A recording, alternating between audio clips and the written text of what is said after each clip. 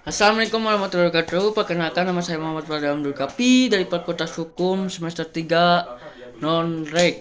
Saya akan melanjuti pertemuan yang keempat, review materi hukum pidana lanjutan oleh Dr. Ranjas Haji Heni Nuraini SH Majan, asisten dosen Dr. Ranjas Lendi Ardiansah. NPM saya 7420 12 11 82.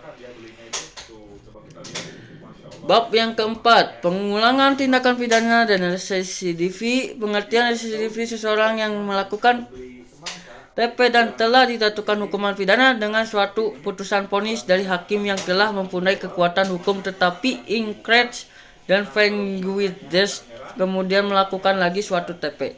Jadi hampir sama dengan conclusus realisis, yaitu melakukan lebih dari satu TP.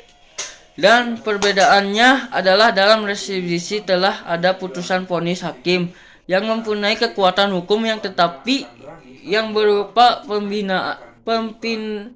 pembinaan terhadap TP sebelumnya, sedangkan dalam konklusis belum ada putusan vonis dan hakim. Dan residivi adalah alasan untuk perberatan pidana.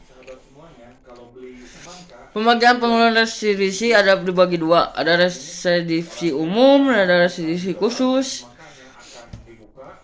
Dan residivi menurut KUHP, pengulangan residivi tidak diatur secara umum dalam buku 1 KUHP tentang ketentuan umum, tetapi secara khusus untuk TP tertentu diatur dalam buku 2 dan buku 3 KUHP. Selain itu, KUHP juga mensyaratkan tangga waktu pengulangan TP tentu. Dengan demikian, KUHP menganut sistem residivi khusus, artinya pemberatan pidana hanya dikenakan pada pengulangan jenis-jenis TP tertentu saja yang dilakukan pada tanggang waktu tertentu. Syarat residivi adalah ada 4. Kejahatan yang diulang harus sama atau sejenis dengan kejahatan terdahulu. 2. Antara kejahatan yang terdahulu dan kejahatan yang diulang harus sudah ada keputusan hakim yang berupa pemindanaan yang mempunyai kekuatan hukum yang pasti dan tepat.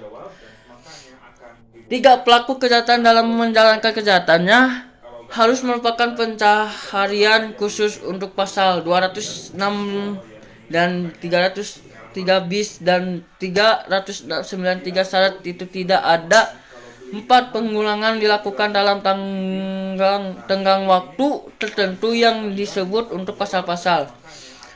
Dibagi 2, ada A. 2 tahun sejak adanya keputusan hakim yang pasti tetap, pasal 137 dan pasal 144 dan pasal 208 dan pasal 206 dan pasal 303 bis dan 321 KUHP.